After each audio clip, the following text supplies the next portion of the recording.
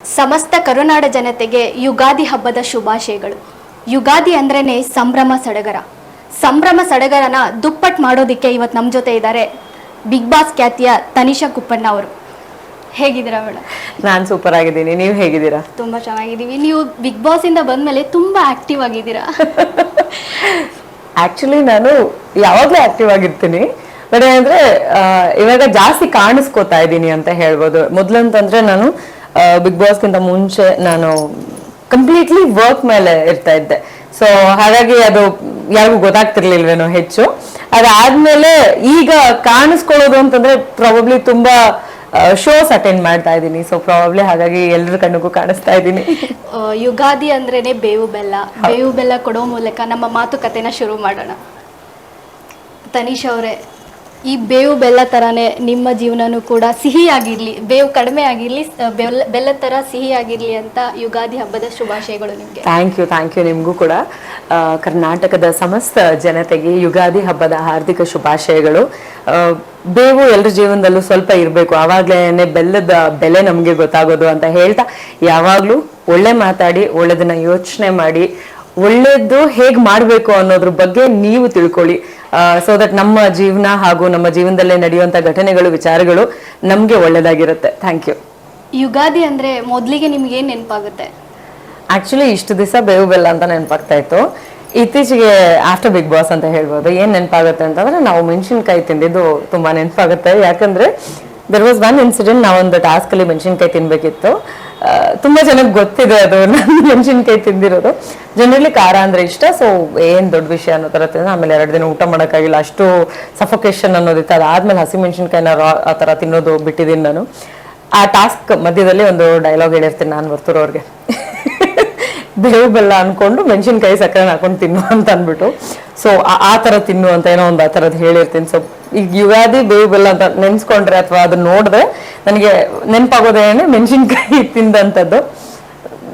It's like ಯಾವಾಗೂ it's a new start. ನಮಗೆ ಇಂಥದ್ದೇ ದಿನ ಮಾಡಬೇಕು ಅಂತ ಪರ್ಟಿಕ್ಯುಲರ್ ಆಗಿ ನಾವು ಏನಾದರೂ ಒಂದು ಕೆಲಸಗಳನ್ನ ಮಾಡಬೇಕು ಅಂತ ಅನ್ಕೊಳ್ತೀವಿ. But what I learn these days is, ನಾವು ಯಾವತ್ತು ಸ್ಟಾರ್ಟ್ ಮಾಡ್ತೀವೋ ಅವತ್ತೇ ಹೊಸ ದಿನ, ಅದೇ ಹೊಸ ವರ್ಷ. ನಾವು ಒಂದು ಒಳ್ಳೇದು ಮಾಡಬೇಕು ಅಥವಾ ನಮ್ಗೇನೋ ಒಂದು ಕೆಲಸ ಅದು ನಮ್ಗೆ ಒಳ್ಳೇದಾಗುತ್ತೆ ಅಂತ ಇತ್ತು ಅಂತಂದ್ರೆ, ನಮ್ಮ ವರ್ಕ್ ಸ್ಕೆಡ್ಯೂಲ್ ಇರಬಹುದು, ಅಥವಾ ನಾವೆಲ್ಲೋ ಒಂದು ಫಂಕ್ಷನ್ ಹೋಗೋದಿರ್ಬೋದು, ನಾವೇನೋ ಒಂದು ಫಂಕ್ಷನ್ ಮಾಡೋವಂಥದ್ದು ಇರ್ಬೋದು. ಏನೇ ಮಾಡಿದ್ರು ನಾವು ಯಾವತ್ತು ಸ್ಟಾರ್ಟ್ ಮಾಡ್ತೀವೋ ಅವತ್ತಿಂದನೇ ವರ್ಷ ಶುರು ಅಥವಾ ದಿನ ಶುರು ನಮಗೆ ಬೇಕಾದಂಗೆ ಅಂತ I think I learn. So ಈಗ ನನಗೆ ನ್ಯೂ ಇಯರ್ ಅಂದರೆ ಅಷ್ಟು ಎಕ್ಸೈಟ್ಮೆಂಟು ಅಥವಾ ಅವತ್ತೊಂದೇ ದಿವಸ ಸೆಲೆಬ್ರೇಟ್ ಮಾಡಬೇಕು ಅನ್ನೋದ್ರ ಎಕ್ಸೈಟ್ಮೆಂಟ್ ಇಲ್ಲ. I try to celebrate in every new start. ಮನೇಲಿ ಎಲ್ಲ ಹಬ್ಬನ ಯಾವ ತರ ಸೆಲೆಬ್ರೇಟ್ ಮಾಡ್ತೀರಾ? ಬೇಸಿಕಲಿ ನಾವು ಕೂರ್ಗಿಸ್. ಸೊ ಇದನ್ನ ಬೇರೆ ಹಬ್ಬ ಮಾಡ್ತೀವಿ ನಾವು, ಅಂದ್ರೆ ಇನ್ನೊಂದು ದಿನ ಬೇರೆ ಹಬ್ಬ ಮಾಡ್ತೀವಿ. So Ugadi is like again ಹೊಸ ವರ್ಷ, ಅಷ್ಟೇ ಗೊತ್ತಿರೋದು ನನಗೆ.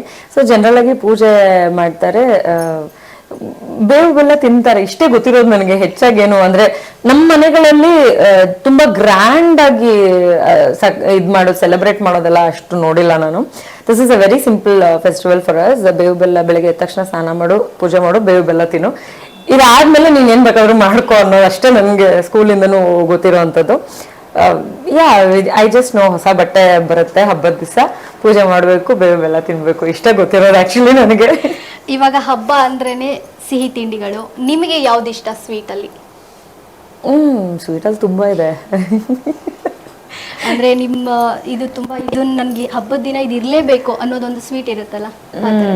ಆಫ್ ಕೋರ್ಸ್ ಒಬ್ಬಟ್ಟು ನಂಗೆ ತುಂಬಾ ಇಷ್ಟ. ಅದರಲ್ಲೂ ಯಾರಾದ್ರೂ ತುಂಬಾ ಪ್ರೀತಿಯಿಂದ ಮಾಡ್ಕೊಡ್ತಾರೆ ಅಂತಂದ್ರೆ ಅದ್ರ ಮೇಲೆ ಇನ್ನೂ ಒಲವು ಜಾಸ್ತಿ ನನಗೆ. ಅಂದ್ರೆ ಸ್ಪೆಷಲಿ ನನಗೆ ಯಾರಾದ್ರೂ ನನಗೋಸ್ಕರ ಮಾಡ್ಕೊಡ್ತಾರೆ ಅಂತ ಇರುತ್ತಲ್ವಾ, ಆ ಥರದೆಲ್ಲ ನೋಡ್ಬಿಟ್ರೆ ಆ ಒಂದು ತಿಂಡಿ ಮೇಲೆ ಪ್ರೀತಿ ಜಾಸ್ತಿ ಆಗ್ಬಿಡುತ್ತೆ. ಸೊ ಜನರಲಿ ಅದೊಂದು. ಇನ್ನೊಂದು ಕೊಬ್ಬರಿ ಮಿಠಾಯಿ ತುಂಬಾ ಇಷ್ಟ ಆಗುತ್ತೆ, ಎಸ್ಪೆಷಲಿ ಬೆಲ್ಲದ್ದು. ನೀವು ಯಾವ ತರ ಸ್ವೀಟ್ಗಳನ್ನೆಲ್ಲ ಮಾಡ್ತೀರಾ? ನಾನು ಟ್ರೈ ತುಂಬಾ ಮಾಡ್ತೀನಿ. ಒಂದು ಮೈಸೂರು ಪಾಕು ಮಾಡ್ಬೇಕಂತೆಲ್ಲ ಟ್ರೈ ಮಾಡಿದ್ದೀನಿ ನಾನು. ರವೆ ಉಂಡೆ ನನಗೆ ತುಂಬಾ ನೀಟಾಗಿ ಬರೋವಂಥದ್ದು. ಇನ್ನೊಂದು ಜಾಮೂನ್. ನಿಮ್ಮ ಮನೇಲಿ ಹೇಳ್ತಾ ಇದೆ, ಈ ಸ್ವೀಟ್ ಅನ್ನ ನೀನು ತುಂಬಾ ಚೆನ್ನಾಗಿ ಮಾಡ್ತೀಯಾ, ಮಾಡ್ಕೊಡು ಅಂತ ಅಮ್ಮ ಯಾವತ್ತಾದ್ರೂ ಕೇಳಿದ್ರಾ? ಅಂದ್ರೆ ಪನ್ನೀರಲ್ಲಿ ಅದೊಂದು ಸ್ಪೆಷಲ್ ಆಗಿ ಒಂದು ನಂದೇ ಓನ್ ಡಿಶ್ ಮಾಡಿರ್ತಿದ್ದೆ. ಸೊ ಅದನ್ನ ಅಮ್ಮ ಕೇಳ್ತಾರೆ.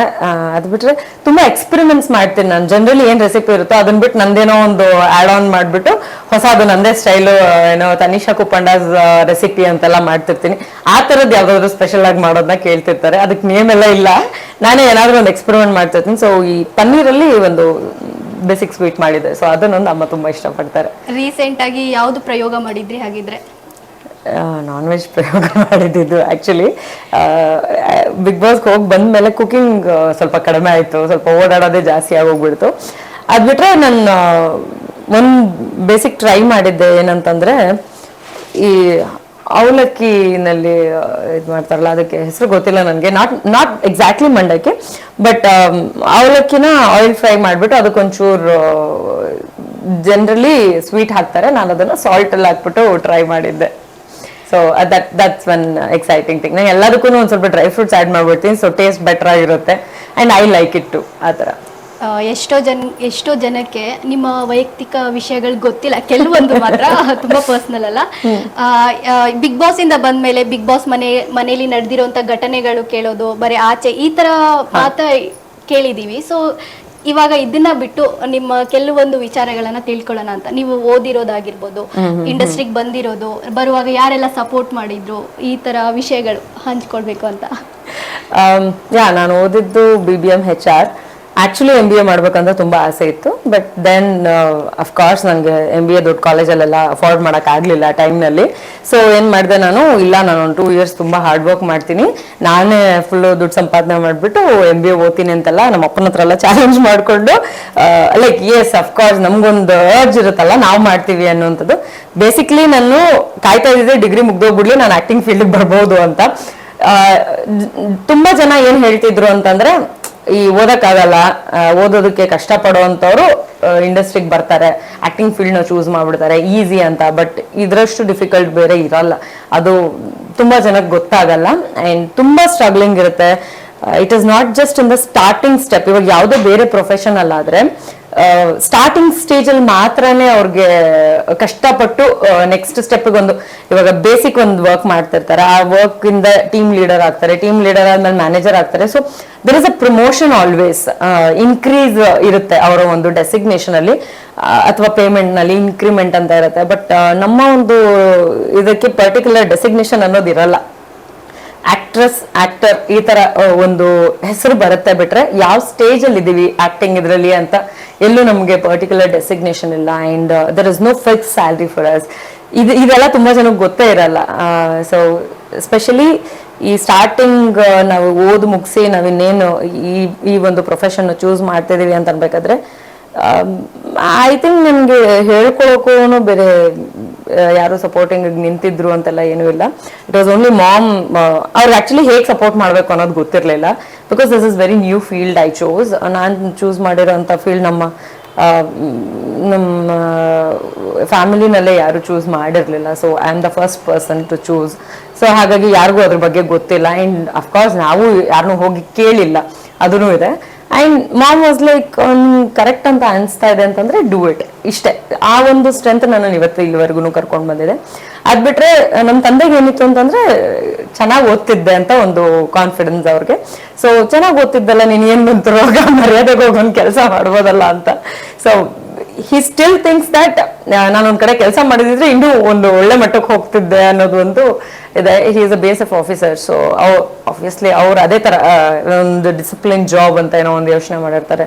ಇಲ್ಲ ನಮ್ಮ ದೊಡ್ಡಮ್ಮನ ಮಗ ಒಬ್ಬರು ಇದ್ದಾರೆ, ಅಣ್ಣ ಕಿರಣ್ ಅಂತ ಹೇಳಿ, ಅವ್ರಿಗೆ ನಾನು ಯಾವಾಗ್ಲೂ SI ಆಗಿ ನೋಡ್ಬೇಕಂತ ತುಂಬಾ ಆಸೆ ಪಡ್ತಿದ್ರು. So he had that, police ಆಗ್ಬಿಡು ನೀನು, ಪೊಲೀಸ್ ಅವ್ರಿಗಿರೋ ಮರ್ಯಾದೆ ಬೇರೆ ಯಾರಿಗೂ ಇಲ್ಲ ಅಂತ. ಇನ್ಯಾರೋ ನಾನು ತುಂಬಾ ಚೆನ್ನಾಗಿ ಮಾತಾಡ್ತೀನಿ ಅಂತ ಹೇಳ್ಬಿಟ್ಟು ನೀನ್ ಲಾಯರ್ ಆಗು ಅಂತ ಸಜೆಷನ್ಸ್. ಸಿ ನಮ್ಮಲ್ಲಿ ಯಾವುದೋ ಒಂದು ಚೆನ್ನಾಗಿದೆ ಅನ್ನೋ ಒಂದು ಪಾರ್ಟ್ ನ ಗುರುತಿಸಿ ಈ ಪ್ರೊಫೆಷನ್ ನೀವು ಚೂಸ್ ಮಾಡಿ ಅಂತ ತುಂಬಾ ಜನ ಸಜೆಸ್ಟ್ ಮಾಡಿದ್ರು. ಬಟ್ ನನಗೆ ಸ್ಕೂಲಲ್ಲಿ ಇದ್ದಾಗ್ಲಿಂದನೂ ನಾನು ಆಕ್ಟ್ರೆಸ್ ಆಗ್ಬೇಕು ಅನ್ನೋದು ನನ್ನ ಕನಸು. ಸೊ ನನ್ನ ಕನಸು ಅಂತ ಒಂದಿದ್ದಾಗ, ನನ್ನ ಗೋಲ್ ಅಂತ ನನಗೆ ಗೊತ್ತಿದ್ದಾಗ ನಾನು ಬಿಟ್ಕೊಡ್ಬಾರ್ದು ಅಂತ ಹೇಳಿ ಎಸ್ ಅಫ್ಕೋರ್ಸ್ PU ನಲ್ಲಿದ್ದಾಗ ನಾವು ಒಂದಷ್ಟು ಆಫರ್ಗಳು ಬಂದಾಗ ನನಗೆ ಅದೇ ಓದ್ ಕಂಪ್ಲೀಟ್ ಮಾಡಿದ್ರೇನೆ ಮರ್ಯಾದೆ ಅನ್ನೋದು ಒಂದು ತಲೆಯಲ್ಲಿ ಕೂತ್ಬಿಟ್ಟಿತ್ತು. ಸೊ ಹಾಗಾಗಿ ಡಿಗ್ರಿ ಕಂಪ್ಲೀಟ್ ಮಾಡೋದಕ್ಕೋಸ್ಕರ ವೆಯ್ಟ್ ಮಾಡ್ತಾ ಇದ್ದೆ. ಅದಾದ್ಮೇಲೆ in college only I started like basic anchoring. ಅದೇ ಫಸ್ಟ್ ನಾನು ಶುರು ಮಾಡಿದ್ದು. ಸೀರೆದೊಂದು ಪ್ರೋಗ್ರಾಮ್ ಮಾಡ್ತಿದ್ದೆ ನಾನು. ಅದಾದ್ಮೇಲೆ ಸಿಂಗಲ್ ಎಪಿಸೋಡ್ಸ್ ಮಾಡೋದಕ್ಕೆ ಶುರು ಮಾಡಿದೆ. ಅಂದರೆ ಆ್ಯಕ್ಟಿಂಗ್ ವೈಸಲ್ಲಿ ನಾನು ಸಿಂಗಲ್ ಎಪಿಸೋಡ್ಸ್ನ ಮಾಡಿದ್ದೇನೆ ಫಸ್ಟ್ ನಾನು ಆ್ಯಕ್ಟಿಂಗ್ ಅಲ್ಲಿ ಸ್ಕ್ರೀನ್ ಮೇಲೆ ಕಾಣಿಸ್ಕೊಂಡಂಥದ್ದು. But this all happen in college. So ಹಾಗಾಗಿ ನನಗೆ ನಂಬರ್ ಆಫ್ ಇಯರ್ಸ್ ಎಕ್ಸ್ಪೀರಿಯನ್ಸ್ ಅಂತ ತೊಗೊಂಡ್ರೆ ಕಾಲೇಜಿಂದ ತೊಗೊಬೋದು. It is all nice. ಇವಾಗ ತಿರುಗಿ ನೋಡಿದಾಗ ಓ ನಿಜವಾಗ್ಲೂ ನಾನೇ ಮಾಡಿದ್ನ ಅಂತ ನನಗೆ ಒಂದು ಸೆಕೆಂಡ್ ಸರ್ಪ್ರೈಸ್ ಆಗೋ ರೀತಿನಲ್ಲಿ ಇದೆ. ನಿಮಗೆ ಅನಿಸಿದ್ದು ಯಾಕೆ ಇಷ್ಟ ಆಗಿದ್ದು, ನಾನು ಈ ರಂಗದಲ್ಲಿ ಮುಂದುವರಿಬೇಕು ಅಂತ ಇಂಟ್ರೆಸ್ಟ್ ಬಂದಿದ್ದು ಹೇಗೆ? ಚಿತ್ರರಂಗ ಅಂತ ಅನ್ಬೇಕಾದ್ರೆ ಒಂದು ಲೈಮ್ ಲೈಟ್ ಎಲ್ರಿಗೂ ಇಷ್ಟ ಆಗುವಂಥದ್ದೇನೆ. ಈಗ ಬೇರೆ ಫೀಲ್ಡಲ್ಲಿ ಇರೋರ್ಗು ಒಂದು ಸ್ಕ್ರೀನ್ ಮೇಲೆ ಕಾಣಿಸ್ಕೋತಾರೆ ಅನ್ಬೇಕಾದ್ರೆ they will be all excited apart from few who are really very shy. ಆ ಥರ ಇರೋರು ಬಿಟ್ಟು ಇನ್ನು ಉಳಿದವ್ರು ಎಲ್ರಿಗೂ ಲೈಮ್ ಲೈಟಲ್ಲಿ ಕಾಣಿಸ್ಕೋಬೇಕು, ನಾವು ರಿಜಿಸ್ಟರ್ ಆಗಬೇಕು. ಈಗ ಬೇರೆ ಫೀಲ್ಡಲ್ಲಿ ಇದ್ರೂ ಕೂಡ ನಮ್ಮ ಹೆಸರು ಬೆಳಿಬೇಕು ಅಂತ ಇರ್ತಾರೆ. ನಮಗೆ ಏನಂತಂದ್ರೆ ವಿಸಿಬಿಲಿಟಿ ಜಾಸ್ತಿ, ನಮ್ಮ ಫೇಸ್ ರೆಕಗ್ನಿಷನ್ ಜಾಸ್ತಿ ಸಿಗತ್ತೆ. ಸೊ ಹೆಸರು ಫೇಸ್ ಈ ಥರದ ಒಂದು ರೆಕಗ್ನಿಷನ್ ಅನ್ನೋದು ಎಲ್ರಿಗೂ ಬೇಕು ಅನ್ನೋದು ಇದ್ದೇ ಇರುತ್ತೆ. ಅದೊಂದು ನನ್ನ ತಲೆಯಲ್ಲಿ ಇತ್ತು. I was more interested in actually I was ಸ್ಕೂಲಲ್ಲೆಲ್ಲ ಇರಬೇಕಾದ್ರೆ ನಾನು ಚೆನ್ನಾಗಿದ್ದೀನಿ ಅಥವಾ ಬ್ಯೂಟಿಫುಲ್ ಅನ್ನೋದನ್ನ ಯಾರು ನನಗೆ ಹೇಳ್ತಾನೆ ಇರಲಿಲ್ಲ.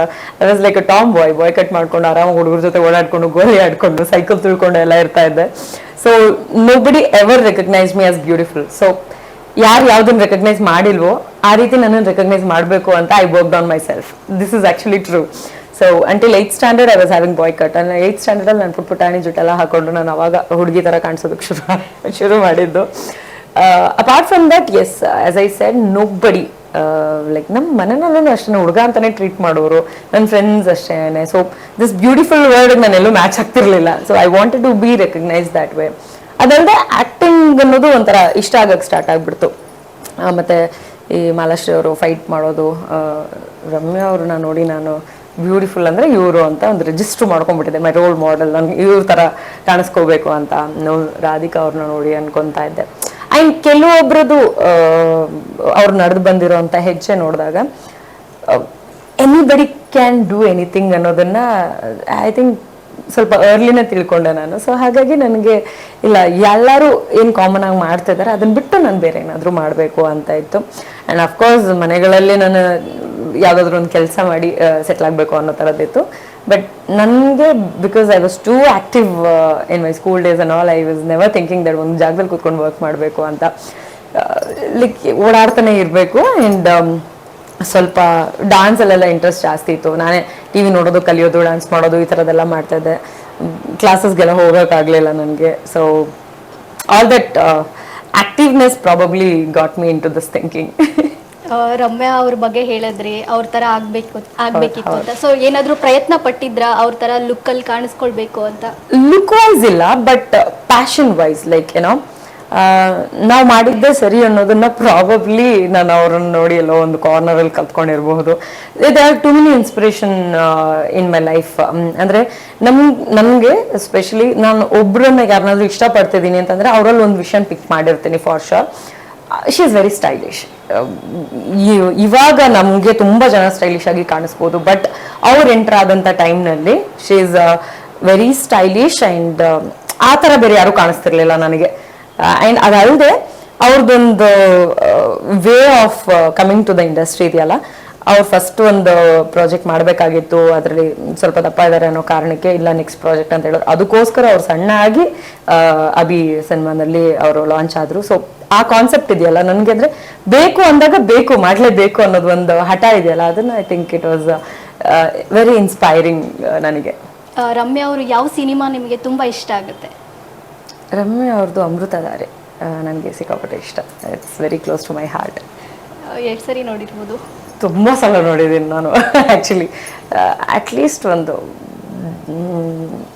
60 to 70 ಟೈಮ್ಸ್ ನೋಡಿರ್ಬೋದು. ಅವ್ರನ್ನ ಬಿಟ್ಟರೆ ನೆಕ್ಸ್ಟು ಮತ್ತೆ ಯಾರು ಇಷ್ಟ ಆಗ್ತಾರೆ ನಿಮಗೆ? ಆ್ಯಕ್ಚುಲಿ ನನಗೆ ತುಂಬ ಜನ ಇದ್ದಾರೆ ಆ ಥರ. ಈ ಸೆಂಟಿಮೆಂಟ್ ಅಂತ ಬಂದಾಗ ನನಗೆ ಶ್ರುತಿ ಅವ್ರು ಸಿಕ್ಕಾಪಟ್ಟೆ ಇಷ್ಟ ಆಗ್ತಾರೆ. ನಂಗೆ I have particular things for particular artist, ಆ ಥರ ಇದೆ. ಆ್ಯಂಡ್ ಈಗ ಕಾಮಿಡಿ ಅಂತ ಬಂದಾಗ ಉಮಾಶ್ರೀ ಅವರೇ ನೆನಪಾಗ್ತಾರೆ, ಬೇರೆ ಯಾರೂ ನೆನಪಾಗಲ್ಲ ನನಗೆ. ಆ ಥರ ಅಂದರೆ ಎಕ್ಸ್ಪೆರಿಮೆಂಟಲ್ ರೋಲ್ಸ್ ಅಂತಂದರೆ ಉಮಾಶ್ರೀ ಅವರು ಅನ್ನೋ ಥರ ತಲೆಯಲ್ಲಿ ಫಿಕ್ಸ್ ಆಗಿದೆ. ಮತ್ತು ತುಂಬ ಡ್ಯಾಶಿಂಗ್ ಅನ್ಬೇಕಾದ್ರೆ ಮಾಲಾಶ್ರೀ ಅವರು, ಆ ಥರ. ಮತ್ತು ಎರಡೂ ವೆರಿ ಎಕ್ಸ್ಪ್ರೆಸಿವ್ ಅನ್ಬೇಕಾದ್ರೆ ರಕ್ಷಿತಾ ಅವರು, ಓ ಮೈ ಗಾಡ್, ಅದಂತೂ ನನಗೆ ಈಗಲೂ ಓ ಕೆಂಚ ಸಾಂಗ್, ನಾನು ಆ ಥರದೆಲ್ಲ ಹೋಗ್ಬಿಟ್ಟು ಟಿವಿಗೆ ಒಂದು ಸ್ಟ್ಯಾಂಡ್ ಇರ್ತಿತ್ತಲ್ಲ ಅದ್ರ ಮೇಲೆ ನಾನು ಡ್ಯಾನ್ಸ್ ಮಾಡಿ ಲೈಕ್ ಏನೋ ಅವ್ರ ಥರ ಒಂದು expression, it is very expressive. ಅಷ್ಟು ಎಕ್ಸ್ಪ್ರೆಸಿವ್ ಆರ್ಟಿಸ್ಟ್ನ ನಾನು ನೋಡೇ ಇರಲಿಲ್ಲ ಅನ್ನೋ ಥರದೊಂದು ಫೀಲ್ ಇತ್ತು ನನಗೆ ಆ ಟೈಮ್ನಲ್ಲಿ. They are many artist like that. ನನಗೆ ಒಂದೊಂದು ಪ್ಲೇಸಲ್ಲೇ ಒಬ್ಬರು ತುಂಬ ಇಷ್ಟ ಆಗ್ತಾರೆ. And Deepika Padukone is my all time favourite. ಹೀರೋಗಳಲ್ಲಿ ಯಾರು ಇಷ್ಟ ಆಗ್ಬೋದು? ದರ್ಶನ್ ಸರ್. ಅದಕ್ಕೆ ಸೆಕೆಂಡ್ ಥಾಟೇ ಇಲ್ಲ. ನಾನು ಸ್ಕೂಲಲ್ಲಿ ಇದ್ದಾಗಿಂದನೂ ಇದನ್ನು ಹೇಳ್ತಾ ಬಂದಿದ್ದೀನಿ. ಲೈಕ್ ನನ್ನ ತಮ್ಮ ಯಾವಾಗಲೂ ರೇಗ್ಸೋರು, ನೀನು ಯಾವಾಗಲೂ ದರ್ಶನ್ ದರ್ಶನ್ ಅಂತ ಸಾಯ್ತಿರ್ತೀವಿ, ಅವ್ರು ನೀನು ಕೇರೆ ಅನ್ನಲ್ಲ ಹೋಗು ಅಂತ. ಇವಾಗ್ಲೂ ನಾನು ಏನಕ್ಕೆ ಅವ್ರನ್ನ ಆಸ್ ಅ ಫ್ಯಾನ್ ಹೋಗಿ ಜಸ್ಟ್ ಲೈಕ್ ದಟ್ ಮೀಟ್ ಮಾಡಲಿಲ್ಲ ಅಂತಂದ್ರೆ ಇದೊಂದೇ ಕಾರಣಕ್ಕೆ. ಎಲ್ಲಾದರೂ ಅವ್ರು ನನ್ನನ್ನು ಗುರ್ತಿಟ್ಕೊಳ್ಳೋ ಹಾಗೆ ನಾನು ಮೀಟ್ ಮಾಡಬೇಕು ಅವ್ರನ್ನ ಅನ್ನೋ ಒಂದು ಕನಸು ನನಗೆ ಈಗಲೂ ಇದೆ. ಈ ಬಿಗ್ ಬಾಸ್ ಮನೆಯಲ್ಲಿ ಒಂದು ಚಪ್ಟ ಮಾಡ್ಕೊಂಡಿದ್ದೆ ಹಾಗೆ. ನಾನು ಈ ಕ್ಯಾಪ್ಟನ್ ರೂಮ್ ಒಳಗಡೆ ಹೋಗೋದಕ್ಕೆ ನಮ್ಮನ್ನ ಯೂಸ್ ಮಾಡೋದಕ್ಕೆ ಒಂದೊಂದು ಟೈಮ್ನಲ್ಲಿ ಅವಕಾಶ ಸಿಕ್ಕಿರತ್ತೆ. ಇಲ್ಲ ನಾನು ಕ್ಯಾಪ್ಟನ್ ಆಗೋವರೆಗೂ ನಾನು ಕಾಲಿಡಲ್ಲ ಅಂತ ಹೇಳಿ ಅದೊಂದು ನನಗೋಸ್ಕರ ನಾನು ಮಾಡ್ಕೊಂಡಿದ್ದೆ ಶಪಥ. ಸೊ ಅದು ಹಾಗೆ ಆಯಿತು.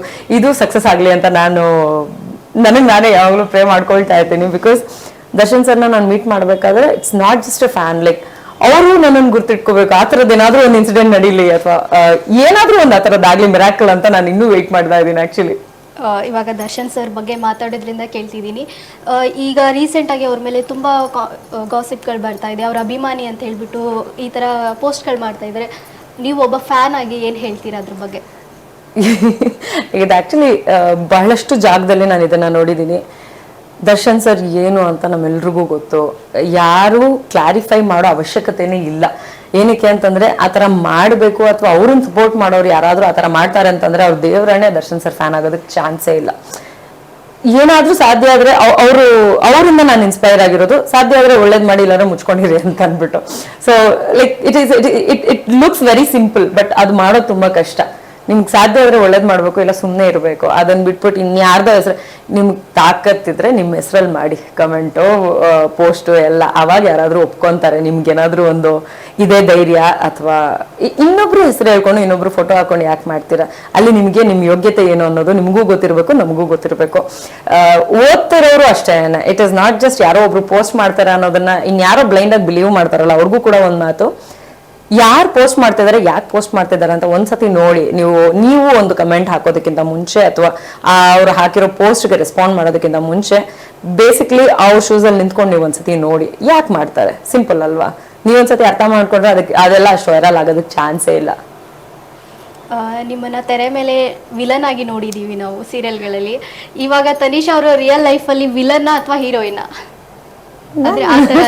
ನಾನ್ ನನ್ನ ಲೈಫಲ್ಲಿ ಅಲ್ಲ, ಯಾಕಂದ್ರೆ ನಾನು ಇನ್ನೊಬ್ರಿಗೆ ಅವಕಾಶ ಕೊಡಲ್ಲ. ನನ್ನ ಲೈಫ್ನಲ್ಲಿ ನಾನೇ ಹೀರೋ, ನಾನೇ ವಿಲನು, ನಾನೇ ಕಾಮಿಡಿಯನು, ನಾನೇ supporting character. This is what I believe in. ಯಾಕೆ ಅಂತಂದ್ರೆ ನಾವು ಎಲ್ಲ ಪಾತ್ರದಲ್ಲೂ ನಮ್ಮನ್ನು ನಾವು ನೋಡ್ಕೋಬೇಕು. ಇಲ್ಲಾಂತಂದ್ರೆ not as an artist, as a person. ನಾನಿವಾಗ ತನಿಷಾ ಕುಪ್ಪಂಡ ಅಂತ ಹೇಳ್ಕೊತೀನಿ ಧೈರ್ಯವಾಗಿ ಅಂತಂದ್ರೆ ಐ ನೋ ಮೈ ಸೆಲ್ಫ್.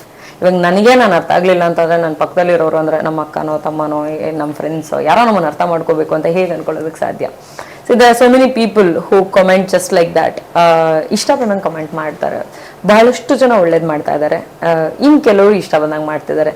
ಈಗ ಜಸ್ಟ್ ಹೇಳ್ದಂಗೆ ದರ್ಶನ್ ಸರ್ನೇ ಬಿಟ್ಟಿಲ್ಲ, ಇನ್ನು ನಮ್ಮನ್ನು ಬಿಡ್ತಾರ? ಲೈಕ್ ಯಾಕೆ ನಮ್ಮ ಹೆಸರಲ್ಲಿ ಏನಕ್ಕೆ ಬೆಳೆ ಬೇಯಿಸ್ಕೋತೀರ? ತಾಕತ್ತಿದ್ರೆ ನಿಮ್ಮ ಹೆಸರಲ್ಲಿ ಬೆಳೆ ಬೇಯಿಸಿ ನೋಡೋಣ ನಾವು. ಇಟ್ ಇಸ್ ಜಸ್ಟ್ ದ್ಯಾಟ್ ನಮ್ಗೇನಾದ್ರೂ ಒಂದು ಕರೆಕ್ಟ್ ಅನಿಸ್ತಿದೆ ಅಂತಂದ್ರೆ ನಾವು ಆ ಹೆಜ್ಜೆ ಇಡೋದಕ್ಕೆ ತುಂಬ ಎನರ್ಜಿನ ಗ್ರಾಸ್ಪ್ ಮಾಡಿ ಅದನ್ನ ಸೇವ್ ಮಾಡ್ಕೊಂಡು ಆ ಹೆಜ್ಜೆ ಇಡೋ ಪ್ರಯತ್ನ ಪಡ್ತಿರ್ತೀವಿ. ಯಾರೋ ಸುಮ್ಮನೆ ಬಂದ್ಬಿಟ್ಟು ಆ ಒಂದು ಸ್ಟ್ರೆಂತ್ನ ಬ್ರೇಕ್ ಮಾಡೋದಕ್ಕೆ ಟ್ರೈ ಮಾಡ್ತಾರೆ, which is really bad on there part. ಅವರೆಲ್ಲ ಈ ಏನಾದರೂ ಬೈಯುವಂಥ ಪದಗಳನ್ನ ಹಾಕೊಂಡು ಅವರು ಅಂತ ಹೇಳ್ಕೊಬೇಕಷ್ಟೇ. ಬಿಕಾಸ್ ಏನು ಗೊತ್ತಾ, ನಾವು ಒಂದು ಹೆಜ್ಜೆ ಇಡೋದಕ್ಕೂ ಎಷ್ಟು ಸಲ ಯೋಚನೆ ಮಾಡಿರ್ತೀವಿ, ಯಾರ್ಯಾರನ್ನ ತಲೆಯಲ್ಲಿ ಇಟ್ಕೊಂಡು ಯೋಚನೆ ಮಾಡಿರ್ತೀವಿ. ನಾವು ಈ ಹೆಜ್ಜೆ ಇಟ್ಟರೆ ನೆಕ್ಸ್ಟ್ ಏನು ಆಗ್ತೀವಿ ಅನ್ನೋದ್ರ ಬಗ್ಗೆ ನಮ್ಗೆ ಒಂದು ಥಾಟ್ ಇರುತ್ತೆ. ಆಲ್ರೆಡಿ ನಾವು ಸ್ಟ್ರಗ್ಲಿಂಗ್ ಪ್ರೊಸೆಸಲ್ಲಿ ಇರ್ತೀವಿ, ನಾವು ಯಾವುದೇ ಸ್ಟೇಜಲ್ಲಿ ಇರಲಿ ಲೈಫಲ್ಲಿ. ಆ ಸ್ಟ್ರಗ್ಲಿಂಗ್ ಪ್ರೊಸೆಸಲ್ಲಿ ಇರಬೇಕಾದ್ರೆ ನೀವು ಬಂದ್ಬಿಟ್ಟು ನಾವು ಹತ್ತಾ ಇರೋ ಏನೇನೋ ಜಸ್ಟ್ ಲೈಕ್ ದಟ್ ಅಳ್ಳಾಡ್ಸ್ಬಿಟ್ಟು ಹೋಗ್ಬಿಡ್ತಾರೆ, ವಿಚ್ ಇಸ್ ನಾಟ್ ಗುಡ್. ಅದು ಯಾರಿಗೂ ಒಳ್ಳೇದಲ್ಲ.